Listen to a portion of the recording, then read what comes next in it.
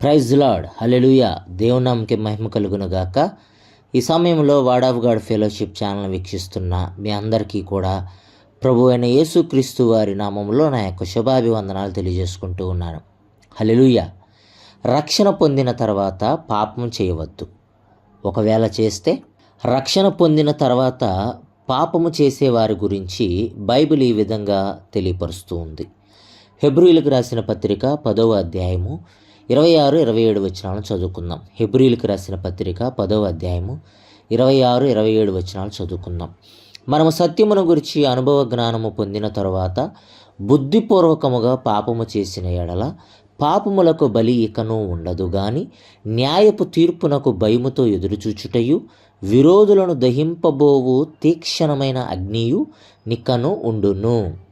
Bible వాక్యము చాలా స్పష్టంగా తెలియపరుస్తూ ఉంది. రక్షణ పొందిన తరువాత సత్యమును గురించి అనుభవ జ్ఞానము పొందిన తరువాత బుద్ధిపూర్వకంగా పాపం చేయకూడదంట.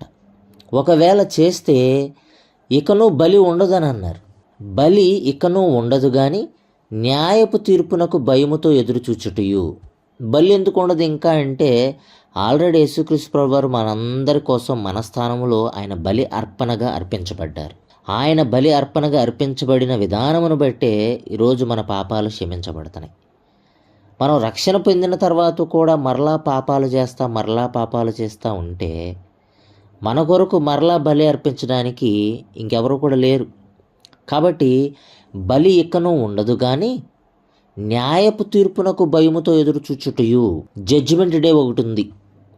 ఆ జడ్జిమెంట్ డే రోజున మనమందరము కూడా క్రీస్తు న్యాయపీఠం ఎదుట నిలబడాల్సిన అవసరత ఉంది. ఆ రోజున దేవుడు మనకి తీర్పు తీరుస్తాడు, మనం చేసిన మంచి పనులను బట్టి, మనం చేసిన చెడ్డ పనులను బట్టి. కాబట్టి ఆ తీర్పుకి మనం భయంతో ఎదురు చూడాలంట, న్యాయపు తీర్పునకు. అదే రీతిగా విరోధులను దహింపబోవు తీక్షణమైన అగ్నియు ఇకను ఉండును. రెండోది ఏంటంటే ఫస్ట్ ఒకటేమో న్యాయపు తీర్పునకు భయంతో ఎదురు చూడాలంట.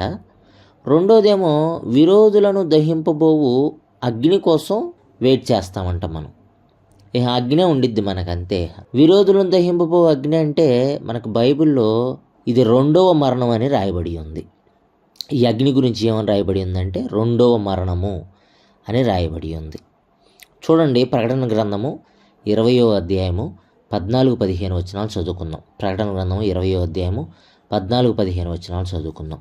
మరణమును మృతుల లోకమును అగ్నిగుండంలో పడవేయబడెను. ఈ అగ్నిగుండము రెండవ మరణము. ఎవని పేరైనను జీవగ్రంథమందు వ్రాయబడినట్టు కనబడని ఎడల వాడు అగ్నిగుండంలో పడవేయబడెను. చూడండి, ఈ అగ్నిగుండము రెండవ మరణము అని చెప్పి రాయబడి ఉంది. ఈ రెండవ మరణమైన అగ్నిగుండంలో ఎవరు పడతారంటే వాస్తవంగా రక్షణ పొందని వారు, దుష్టులు, పాపులు.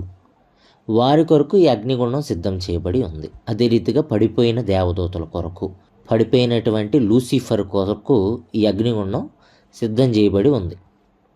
ఆ అగ్నిగుండంలోనికి విశ్వాసులు వెళ్ళిపోతారు. ఏది, రక్షణ పొందిన తర్వాత కూడా పాపాన్ని కంటిన్యూ చేస్తా, ఫుల్ స్టాప్ పెట్టకుండా బుద్ధిపూర్వకంగా పాపం చేస్తూ ఉంటే.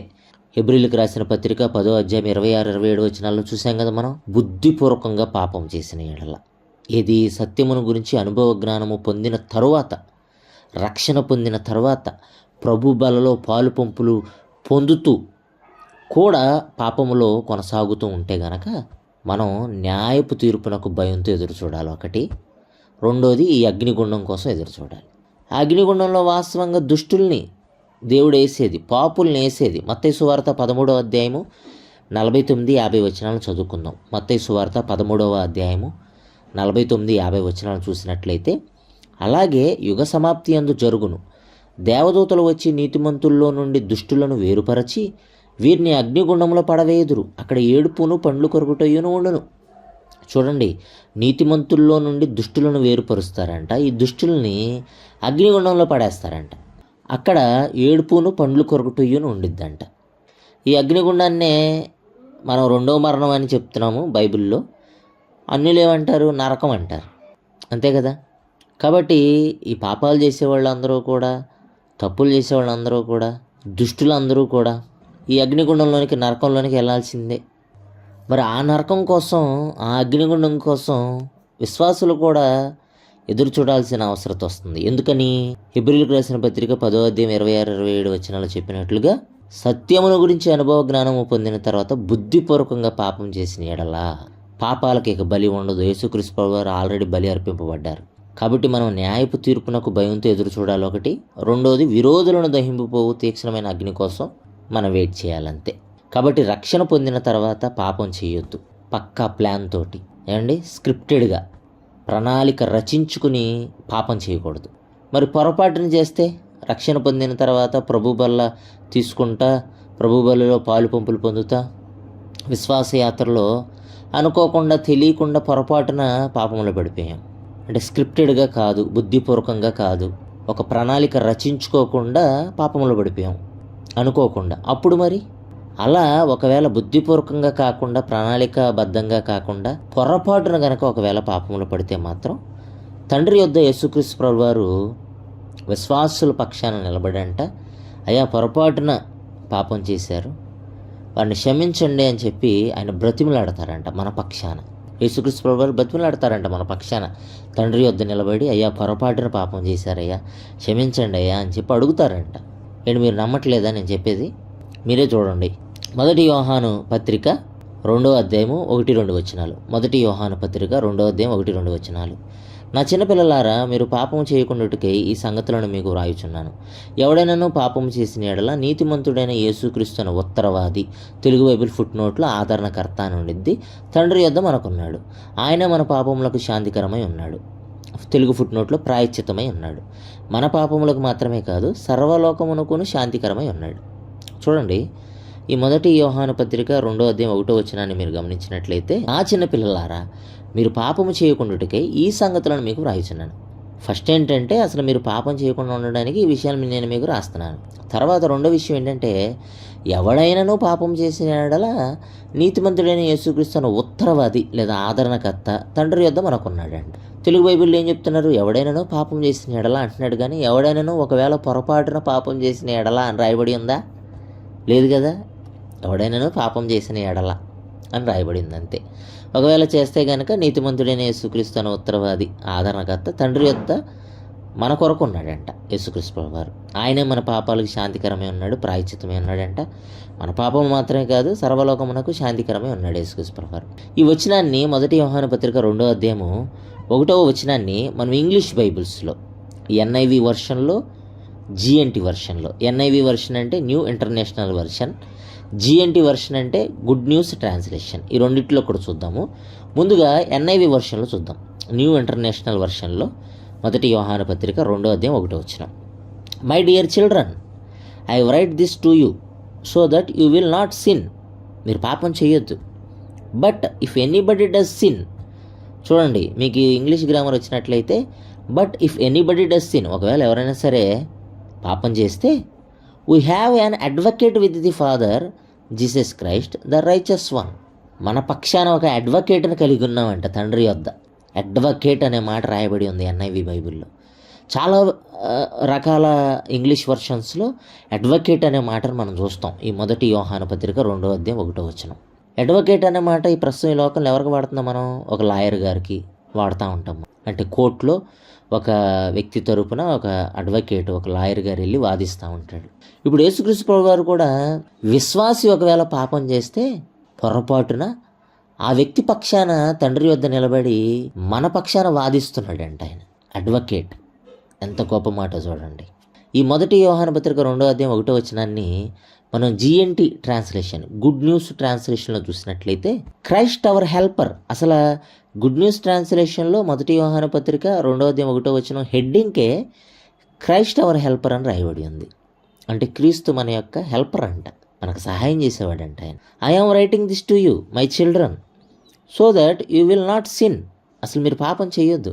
But if any one does sin, ఒకవేళ మీరు ఎవరైనా సరే పాపం చేస్తే పొరపాటున, ఒకవేళ, but if any one does sin, we have some one who pleads with the father on our behalf. మన పక్షాన తండ్రి వద్ద ఉండి తండ్రిని ప్లీడ్స్ అంటే బ్రతిమలాడటానికి ఒక ఆయన ఉన్నాడంట తండ్రి వద్ద. ఆయన యేసుక్రీస్తు, Jesus Christ the righteous one.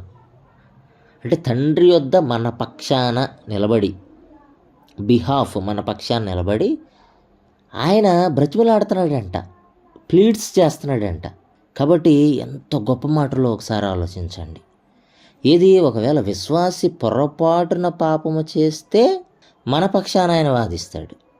అదే బుద్ధిపూర్వకంగా స్క్రిప్టెడ్గా పక్క ప్రణాళిక రచించుకుని పాపం చేస్తే మన కోసం ఆయన బతిమిలాడాడు. హెబ్రీ పత్రిక 10వ అధ్యాయము 26-27 వచనాలు తెలియపరిచిన రీతిగా బుద్ధిపూర్వకంగా పాపం చేసినాడలా పాపములకు బలి ఇకను ఉండదు కానీ, బలి అర్పించడానికి యేసుక్రీస్తుకి లేడు కానీ, న్యాయపు తీర్పునకు భయముతో ఎదురుచూచడం ఒకటి, విరోధులను దహింపబో తీక్షణమైన అగ్ని కొరకు ఎదురుచూడడం రెండోది. అంతే. కాబట్టి రక్షణ పొందిన తర్వాత విశ్వాసులు పాపం చేయొద్దు. స్క్రిప్టెడ్గా, బుద్ధిపూర్వకంగా, పక్క ప్రణాళికతోటి పాపం చేయొద్దు.